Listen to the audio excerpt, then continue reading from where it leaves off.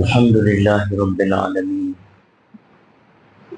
والصلاة والسلام على رسوله سيد المرسلين وعلى آله وصحبه أجمعين. أما بعد فأعوذ بالله من الشيطان الرجيم. بسم الله الرحمن الرحيم. قد أفلح من زكاها وقد خاب من دساها. صدق الله العظيم. اللهم صل على محمد وعلى آل محمد كما صليت على إبراهيم وعلى آل إبراهيم إنك حميد مجيد. اللهم بارك على محمد وعلى آل محمد كما باركت على إبراهيم وعلى آل إبراهيم إنك حميد مجيد. حاضرین کرام، پردہ نشین ماں اور بہنوں، عزیز طلباء،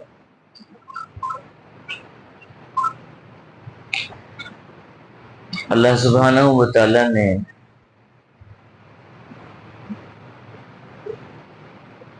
بصارت والی نعمت سے ہمیں مالا مال کیا ہے.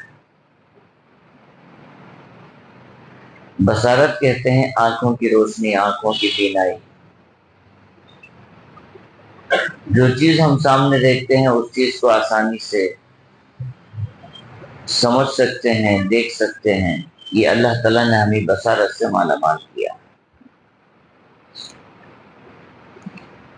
ہر کسی کو بصارت نصیب ہو جاتی ہے، اور جس کو بصارت حاصل نہ ہو ہم اس کو اندھا کہتے ہیں، نابینا کہتے ہیں. اور ایمان والوں کو اللہ سبحانہ و تعالی ایمان کی وجہ سے بصیرت عطا فرماتے ہیں. اگر وہ بصیرت ہم سے چھین لی جائے تو ہم دل کے حساب سے اندھے کہلائے جائیں گے.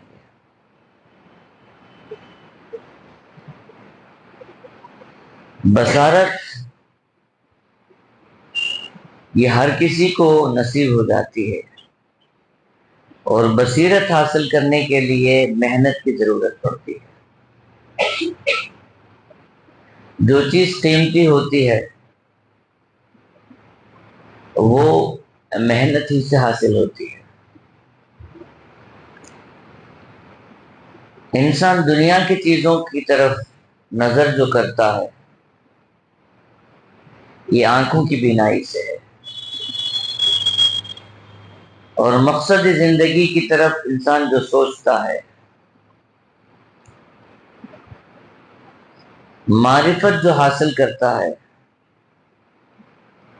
اور آخرت کی فکر جو پیدا ہوتی ہے، یہ بصیرت ہی سے حاصل ہونے والی چیز ہے. لہذا اللہ سبحانہ و تعالی نے فرمایا قد افلح من زکاها وقد خاب من دساها. ایک نفس تمہارے اندر رکھا گیا ہے جس کے اندر اچھے جذبے بھی پیدا ہوتے ہیں، برے خواہشات بھی تمہارے اندر پیدا ہوتے ہیں. اور اب نفس کس کو کہتے ہیں؟ دنیا نے جس کو نفس کا نام دیا وہ بالکل ہی گندا نام دیا گیا ہے. اصل اللہ سبحانہ و تعالی نے قرآن کریم میں جس نفس کا ذکر کیا ہے یہ بڑے کام کی چیز ہے. اللہ والے تو فرماتے ہیں ہمارے بائیں طرف جہاں دل ہے، دل جب تک جاگتا ہے دل جب تک صحیح سلامت رہتا ہے، ہمارا بدن سلامت رہتا ہے۔ بالکل اسی طرح سے ہمارے سیدھے طرف نفس ہے، نفس رکھا گیا ہے۔ وہ اگر بگڑ جائے تو ہماری روحانیت بگڑ جاتی ہے، روحانیت مر جاتی ہے۔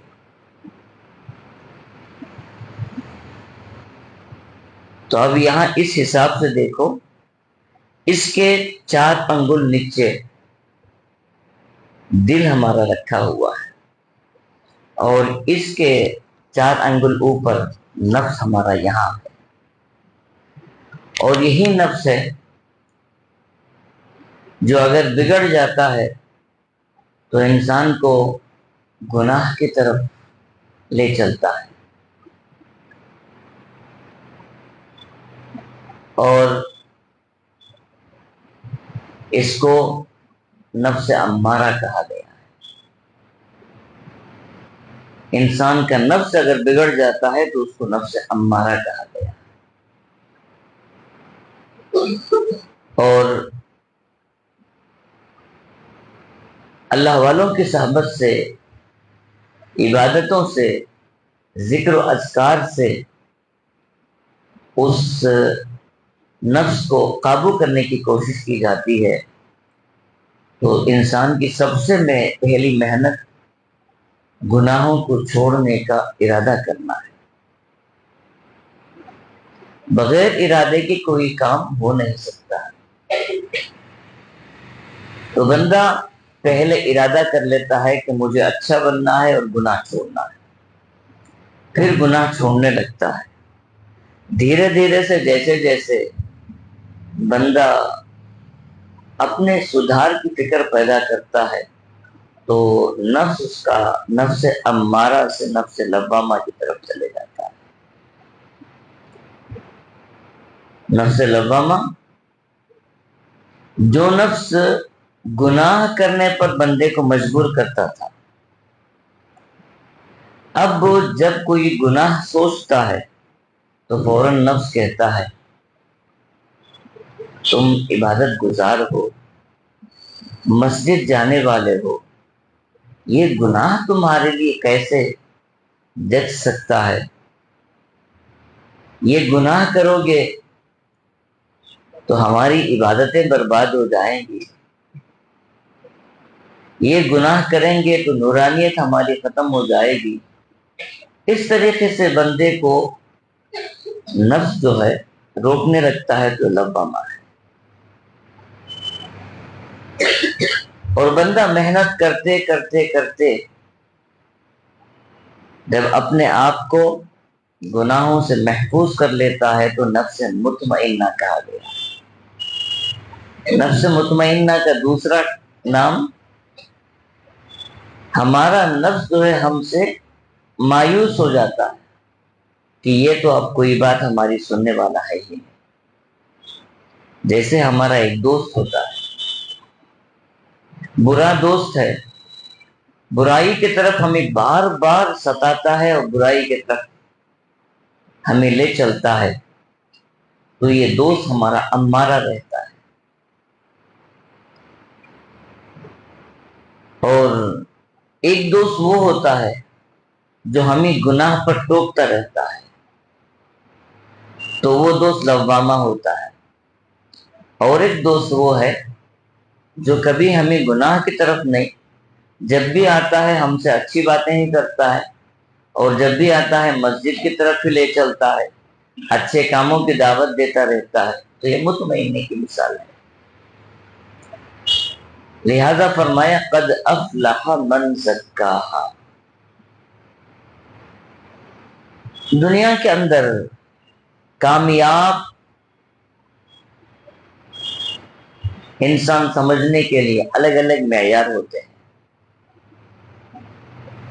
جو آدمی کا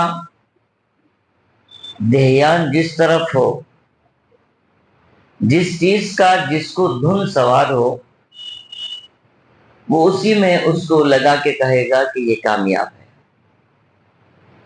لیکن کوئی گارنٹی نہیں کہ وہ واقعتاً کامیاب تو اس کو کہا جائے گا جس کو اللہ کامیاب کہے، اللہ کا رسول کامیاب کہے، وہ دنیا میں بھی کامیاب ہے اور آخرت میں بھی کامیاب ہے۔ دنیا جس آدمی کو کامیاب کہتی ہے، اس کی کامیابی میں کوئی گارنٹی نہیں کہ ہمیشہ کامیابی ہو، بعد میں جا کے شرمندگی اٹھانی پڑے گی۔ اللہ اور اس کا رسول جس کو کامیاب کہہ دے، وہ دن بدن انسان عزتوں کی طرف ہی جاتا ہے اور کامیابی اس کے قدم چومتے رہتی ہے، کبھی ذلتوں کا سامنا نہیں کر سکتا۔ اب اللہ و رسول سے ہم پوچھیں کہ کامیاب بندہ کون ہے؟ جو بندہ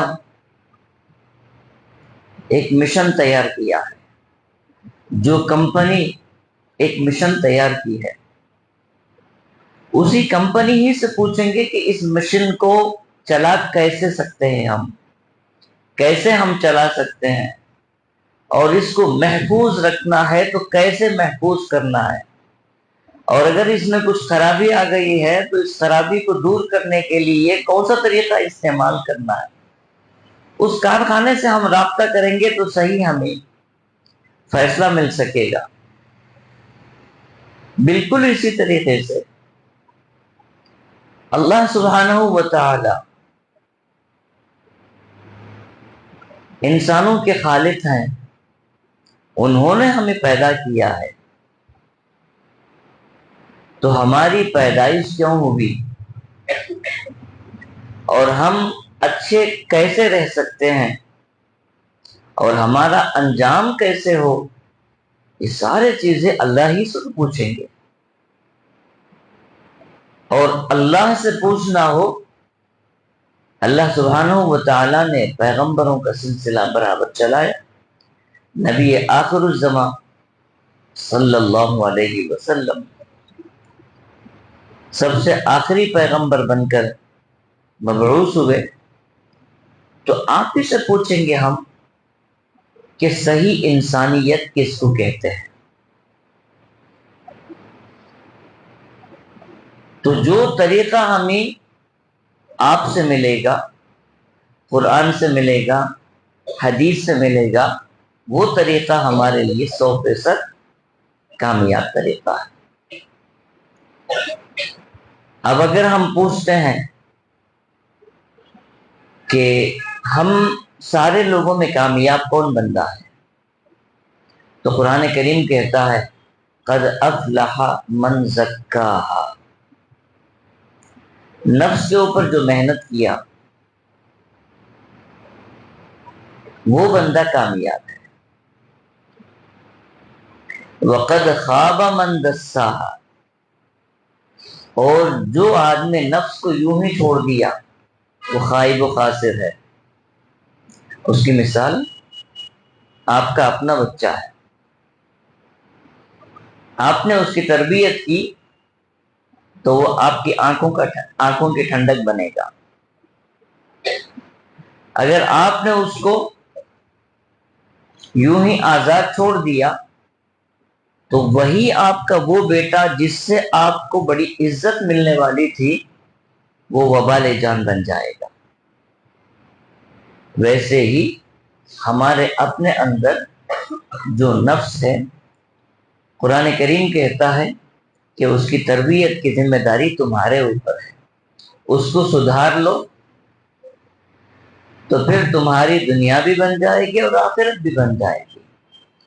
اس کو یوں ہی خواہشات کے چکر میں چھوڑ دو گے تو پھر وہی نفس تمہیں وبال بن سکتا ہے، مصیبت جا بن سکتا ہے۔ اللہ والوں کو یہی فکر لاحق ہوتی تھی، یہی فکر سوال دیتی تھی۔ حضرت بایزید بستامی رحمت اللہ علیہ ایک بہت بڑے ولی کامل گزرے ہیں، تابعین و تبع تابعین کے زمانے سے قریب گزرے ہیں۔ تو اللہ سبحانہ و تعالیٰ کی زیارت جب انہیں ہوئی، خواب کے ذریعے سے ہو سکتی ہے، اللہ والوں کو جیسے اچھے اچھے خواب پڑھتے ہیں، نبی کی زیارت ہو سکتی ہے، وہیں اللہ کی بھی زیارت ہو سکتی ہے۔ جیسے امام احمد بن حنبل رحمۃ اللہ علیہ کو اللہ تعالیٰ کی زیارت ہوئی، امام احمد بن حنبل علیہ الرحمہ کو اللہ کی زیارت ہوئی تو آپ نے پوچھا کہ یا اللہ آپ تک پہنچنے کا کیا راستہ ہے؟ تو اللہ سبحانہ و تعالیٰ نے فرمایا قرآن کریم میں نے دنیا میں بھیجا ہے، اسی کلام سے اپنا رشتہ جوڑ لو، مجھ تک پہنچ جاؤ گے۔ اس کلام سے محبت، اس کلام کی تلاوت، اس کی حلاوت سے ہمیشہ وابستہ، اس کی عقیدت، اس کی محبت اپنے سینے سے اس کو ہمیشہ لگائے رکھو، تو مجھ تک پہنچنے کا یہی راستہ ہے۔ تو امام احمد بن حنبل نے ہم جیسے قیامت تک آنے والے لوگوں کا ایک مسئلہ حل فرما دیا۔ امام احمد بن حنبل نے اس وقت فوراً اللہ تعالیٰ سے پوچھا کہ یا اللہ، قرآن کریم پڑھنے کے دو انداز ہوتے ہیں، ایک سمجھ کر پڑھنے والا بندہ ہوتا ہے جو عالم دین ہوتا ہے، جو فقیہ ہوتا ہے، جو مفسر ہوتا ہے، ایک طرف پڑھتے جاتا ہے، دوسری طرف اس کے تراجم، اس کے معنی، اس کے حکمتیں سارے اس کے ذہن میں آ رہے ہیں۔ کیا ایسے پڑھنے والے ہی کو آپ کے قربت نصیب ہوگی؟ یہ ایک، یا امتی میں کوئی ایسا امتی جس کا قرآن سے کوئی تعلق نہیں ہے، پڑھا لکھا نہیں ہے، صرف قرآن کریم پڑھتا ہے، اس کے تراجم سے واقف نہیں ہے، اس کے حکمتوں سے کوئی وابستگی نہیں ہے، یوں ہی روزانہ پڑھتے جاتا ہے، کیا ایسے بندے کو بھی آپ کے قربت؟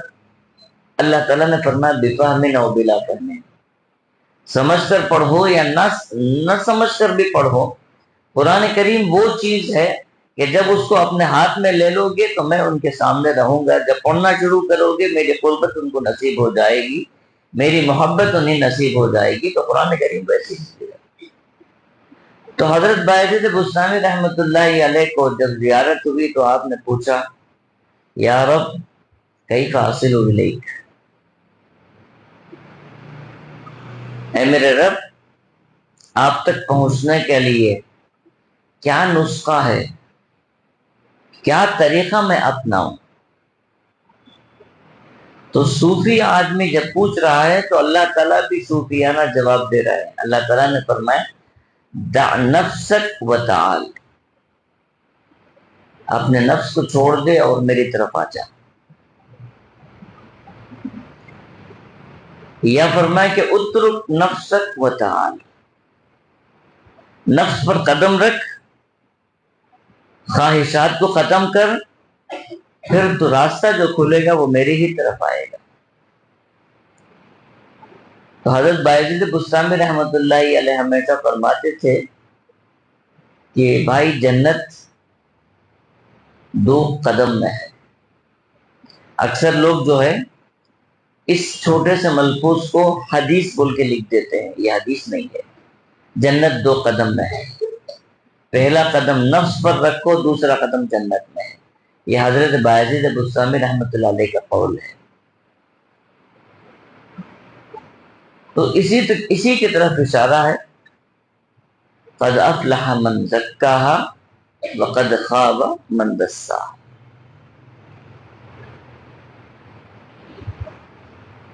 اب جو بندہ نفس پر محنت کرتا ہے اس کو بصیرت نصیب ہو جاتی ہے، اور جو نفس پر محنت نہیں کیا وہ بصارت ہی کو سب کچھ سمجھتا ہے، اور بصیرت نہ ہونے کی وجہ سے، دل کا اندھا ہونے کی وجہ سے توفیقات اس کی سلب ہو جاتی ہے۔ ہم سے تو بہتر وہ نابینا آدمی ہے، وہ اندھا آدمی ہے، جس کے متعلق واقعہ ہے کہ ایک آدمی جو ہے، اندھا آدمی، رات کا وقت ہے، اپنے سر پر مٹکا لیے ہوئے ہے، پانی کا، دودھ کا، شہد کا، جو بھی وہ مٹکا لیے ہوئے ہے اور چل رہا ہے، اور ہاتھ میں ایک ڈالٹین رکھا ہوا ہے۔ سامنے جو آدمی اس کو دیکھا، پہچان لیا، اس کو بڑی ہنسی آئی کہ اندھا آدمی کو جب دن کا اجالا ہی تاریخ ہے تو یہ رات میں لالٹین لے کے کیوں چل رہا ہے؟ تو اس کے قریب گیا، سلام کلام کیا اور اس سے کہا کہ بھائی آپ تو نابینا ہیں، اندھے ہیں۔ یہ مجھے بڑا عجیب دکھا، عجب مجھے محسوس ہوا کہ آپ ہاتھ میں لالٹین لے کے جا رہے ہیں، اس سے آپ کو کیا لینا دینا؟ تو اس وقت اندھے نے جو بات کہی وہ ہمارے لیے درس عبرت ہے۔ اس نے کہا میں جس راستے سے آتا اور جاتا ہوں یہ مجھے اتنا تجربے کا راستہ ہے کہ میں گھر سے نکلتا ہوں تو میرے قدم جو ہے منزل کی طرف بڑی آسانی سے منزل تک پہنچ جاتے ہیں، پھر منزل سے نکلتا ہوں تو بڑی آسانی سے گھر تک پہنچ جاتا ہوں، کبھی مجھے کوئی تکلیف نہیں ہوتی۔ یہ جو لالٹین رکھا ہوں میں ان بندوں کے لیے ہے جو دیکھنے والے ہیں، جن کی آنکھوں میں روشنی ہے، رات کی تاریکی کی وجہ سے وہ دیکھ نہیں پا سکتے ہیں۔ جب ان کی آنکھیں رات کی تاریکی میں نہیں دیکھ پا رہی ہیں تو وہ لوگ مجھے آئیں گے اور مجھے ٹکر لگائیں گے تو میرے گھڑے کا نقصان ہو جائے گا۔ لہذا جو لالٹین میں رکھا ہوں یہ میرے لیے نہیں، آپ لوگوں کے لیے۔ تو اس سے کیا معلوم ہوا؟ بصیرت والے کے لیے بصارت نہ بھی ہو وہ بڑی آسانی سے منزل پہنچ سکتا ہے، لیکن جو نرا بصارت والا ہے وہ بصیرت نہ ہونے کی وجہ سے کہیں بھی ٹھوکریں کھا سکتا ہے۔ لہذا اللہ تعالیٰ نے فرمایا قد افلح من زکاہا، ان ٹھوکروں سے بچنے کے لیے نفس پر محنت کرو اور دل جو تمہارا سویا ہوا ہے اس کو جگا دو۔ دل جاگ جائے گا تو کامیابی مل جائے گی۔ اللہ سبحانہ و تعالیٰ نے فرمایا اللہ ولی الذین آمنوا، اللہ تعالیٰ جو ہے ایمان والوں کا دوست ہے۔ تو ولایت کے معنی ہے اللہ کا دوست، اور ولایت دو قسم کی ہے۔ ایک ولایت وہ ہے جس کو عام ولایت کہا جاتا ہے، ولایت عامہ، اور ایک ولایت وہ ہے جس کو خاص کہا جاتا ہے۔ اب ہم جتنے بھی بندے ہیں اگر ہم تمام لوگوں سے ہم پوچھیں آپس میں کیا بھائی آپ ولی ہیں، تو ہر ایک آدمی شرمندہ ہو کے کہے گا اللہ اکبر، میں کیسے ولی ہوں۔ اب اگر دوسرا سوال کیا بھائی آپ اللہ کے دشمن ہیں، استغفر اللہ، میں کیوں دشمن ہوں؟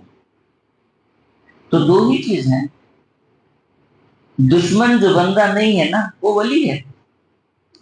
جب ہم سے پوچھا گیا کہ آپ دشمن ہیں اللہ کے رسول کے، تو ہم نے کہا استغفر اللہ، توبہ توبہ، ہم دشمن نہیں ہیں۔ تو اس کا دوسرا مطلب یہ ہے کہ ہم ولی ہیں۔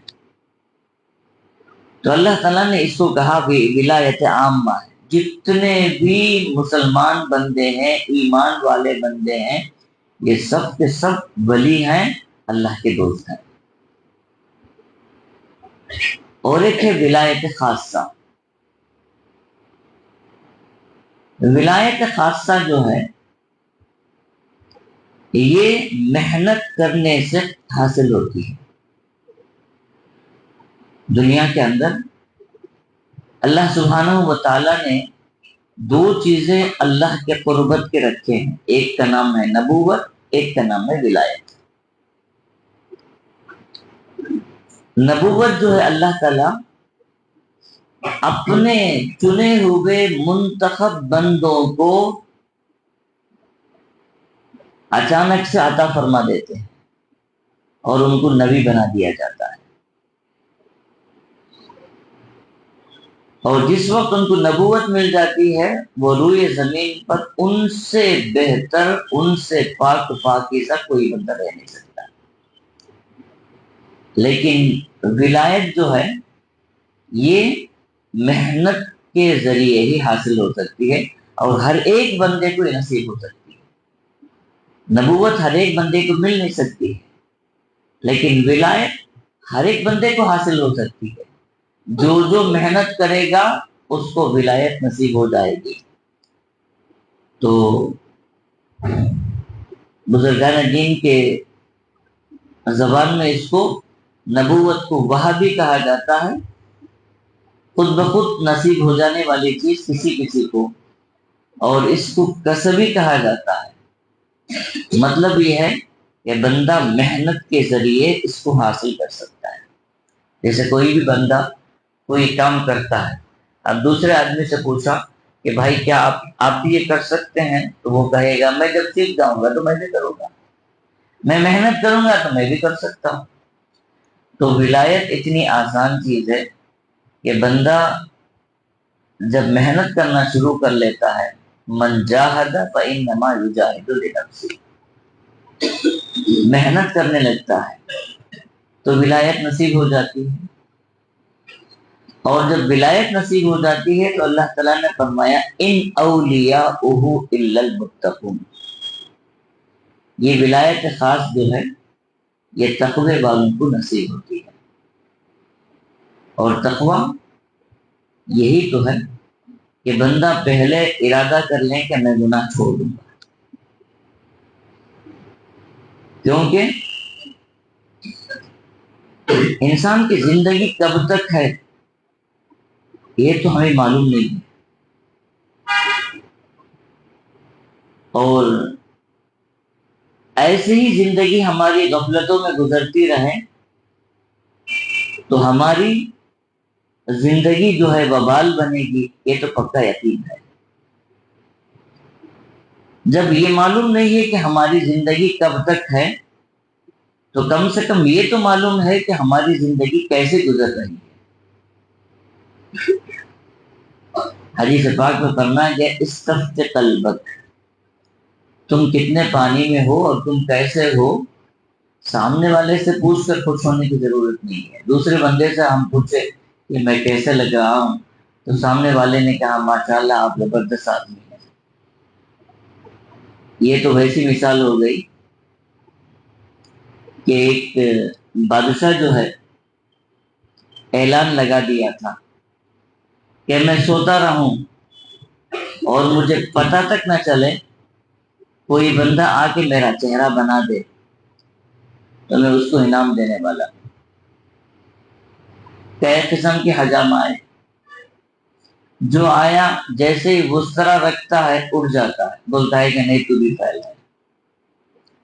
ایک ماہر آیا، یا اس کا نصیب تھا اس دن کا، بادشاہ کی نیند گہری تھی، بڑی آسانی کے ساتھ سارا چہرہ بنا کے چلا گیا۔ جب بادشاہ اٹھا تو خادموں نے اس کے سامنے آئینہ رکھا، حضور آپ اپنے آپ کو دیکھیے۔ تو بادشاہ بڑا خوش ہوا، بولا کہ کون اتنا بڑا فنکار آیا، اتنا بڑا کمال والا کون آیا کہ مجھے معلوم بھی نہیں ہوا کہ وہ آیا اور چہرہ بنا کے چلا گیا، بلاؤ میں اس کو انعام دینے والا۔ جب وہ آیا تو بادشاہ نے کہا کہ میں تجھے انعام دیتا ہوں اتنے پیسے، اور میری طرف سے ایک سرٹیفکیٹ دیتا ہوں کہ تو آج سے سارے حجاموں کا سردار ہے۔ یہ تو پھولے نہ سمائے، اتنا خوش ہو گیا اور بادشاہ سے سرٹیفکیٹ لے لیا اور اچھلتے مچلتے اپنے گھر پہنچا۔ بیوی سے کہنے لگا کہ او آج سے میری قدر کر، میں آج سے حجاموں کا سردار بن گیا۔ تو بیوی نے کہا آپ حجام کے سردار کیسے بنے؟ بولا کہ بادشاہ کے سرٹیفکیٹ میں۔ بولا اچھا بادشاہ حجام ہے کیا؟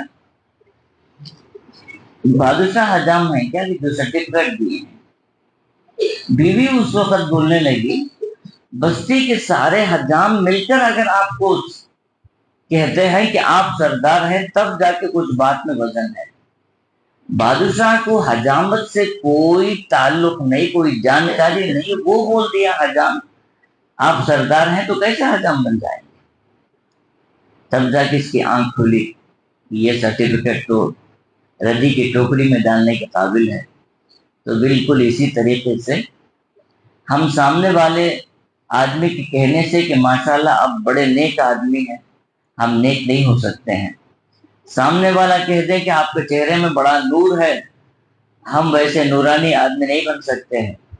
حدیث پاک میں فرمایا کہ استفت قلبک، جس کو فارسی میں کہا گیا من آنم کے من دانم، میں کیا ہوں اور کتنے پانی میں ہوں میں ہی جانتا ہوں۔ انسان ہر ہمیشہ اس فکر میں رہے کہ آج میری کیا پوزیشن ہے اور میرے اعمال کیسے ہیں، آیا کیا میں اس قابل ہوں کہ اللہ کی رحمت میری طرف متوجہ ہو سکے، کیا میرا کوئی عمل ایسا ہے جس سے اللہ کا نبی مجھ سے راضی ہو سکے۔ جب دل کہتا ہے کہ عمل تیرا ویسے نہیں ہے تو پھر ہماری صبح شام کی یہ محنتیں کس کام کی؟ لہذا ضرورت ہے قد افلح من زکاہا، گناہوں کو چھوڑنے والی زندگی بنانا چاہیے اور خواہشات کو ختم کرنے والی۔ اللہ والوں کا کیا کیا نرالا انداز ہے۔ ایک بزرگ تھے،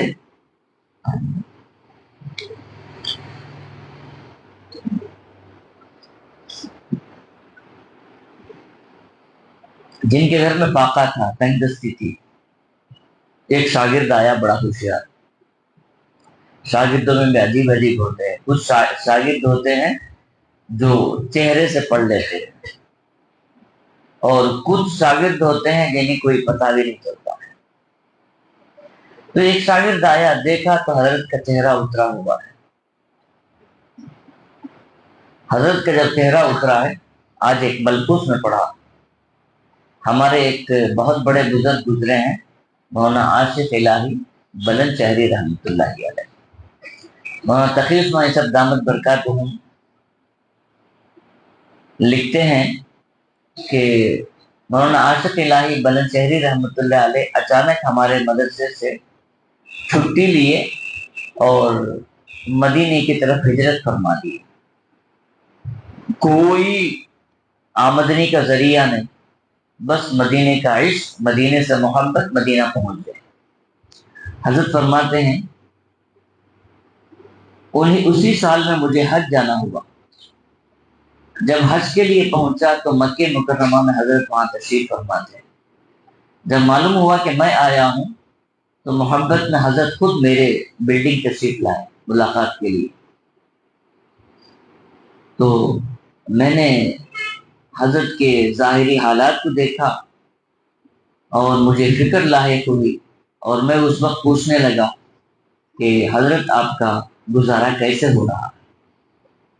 تو حضرت مسکراتے ہوئے فرمائے کہ بھائی میرے متعلق کیا پوچھتے ہو، مجھے 1 ریال ہو جائے تو دن بھر کا گزارا میرا ہو جاتا ہے، صرف 1 ریال میں میرا دن بھر کا گزارا ہو جاتا ہے، مجھے اس کی فکر کرنے کی ضرورت نہیں ہے۔ تو مولانا تقی عثمانی صاحب دامت برکاتہم فرماتے ہیں مجھے بڑا عجیب لگا، اور اس وقت جس ٹور میں گیا تھا وہاں چائے کا معقول انتظام تھا، تو فوراً میں اٹھ کے گیا اور چھوٹی سی پیالی میں چائے بھر لیا اور چائے لا کے حضرت کے ہاتھ میں تھمانے کی کوشش کی اور کہا کہ حضرت آپ چائے پی لیجیے۔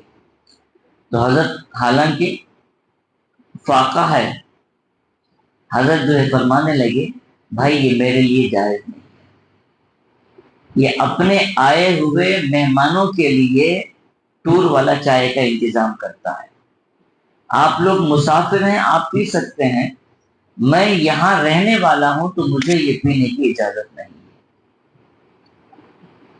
ایک مفتی اور دوسرے مفتی دونوں کے درمیان گفتگو ہو رہی ہے، تو حضرت فرمانے لگے کہ حضرت ویسے کوئی بات نہیں ہے، ہم مہمان اس کے ہیں، لیکن عام جو اصول ہے مہمانوں سے ملاقات کرنے والے جتنے مہمان ہیں وہ بھی اسی کے مہمان ہوتے ہیں، وہ لوگ خوشی سے کھلاتے ہیں پلاتے ہیں۔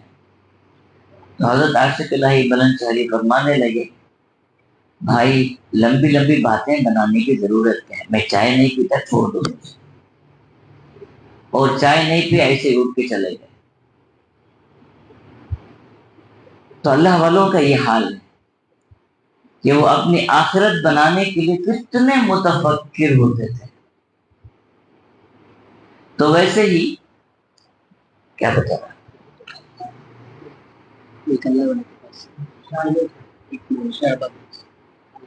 ایک شاگرد گیا، تو میں کہہ رہا تھا کہ ایک اللہ والے کے ایک شاگرد گیا، دیکھا کہ حضرت کا چہرہ اترا ہوا ہے، وہ یوں ہی واپس ہو گیا۔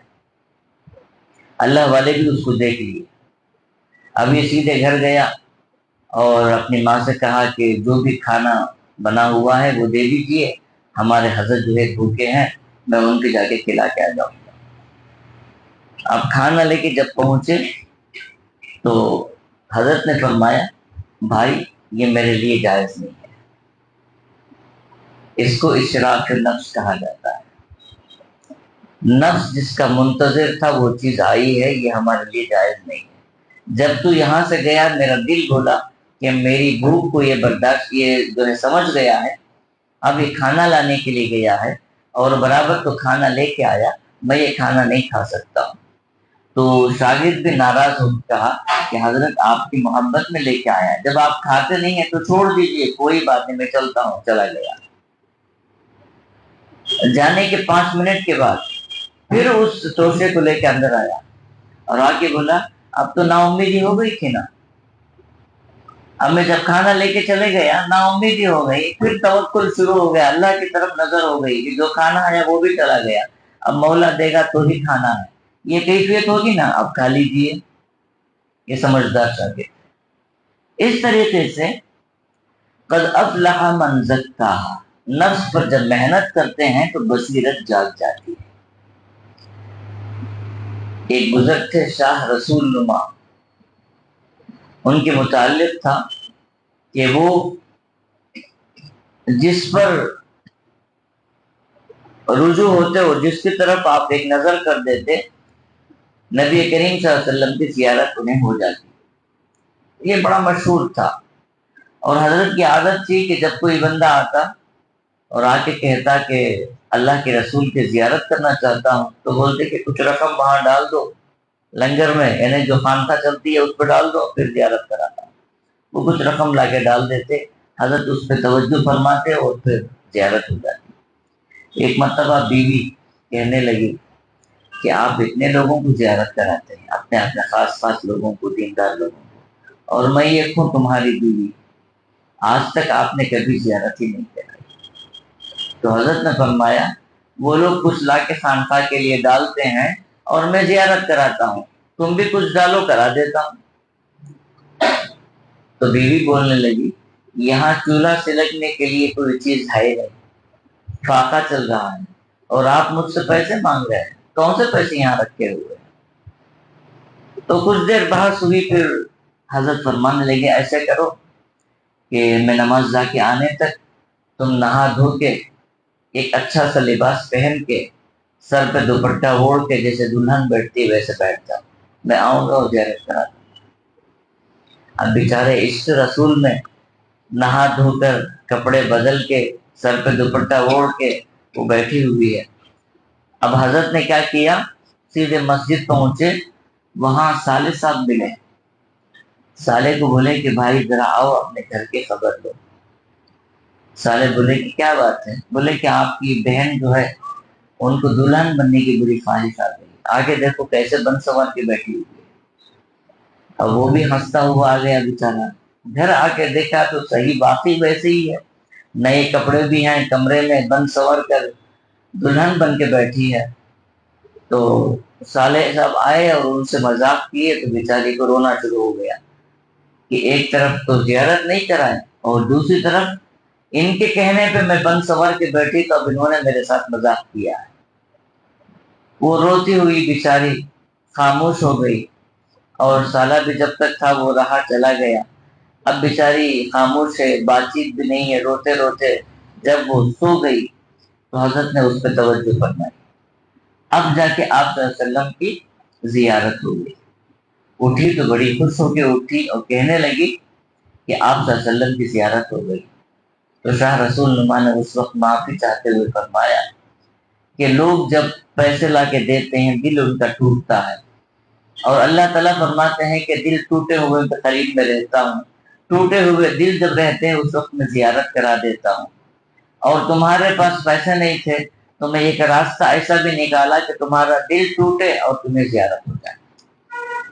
تو تزکیہ کس کو کہا جاتا ہے؟ یہی دل توڑنے کا نام ہے کہ میرے گناہوں کی جو لذت ہے اس کو ختم کروں، اپنے نفس پر قدم رکھوں اور نفس کے خواہشات کو ختم کروں. دل پہ آرے چلتے ہیں اور اس وقت اللہ فرماتے ہیں تمہارا دل ٹوٹے ہوئے بندوں کے میں قریب ہو جاتا ہوں.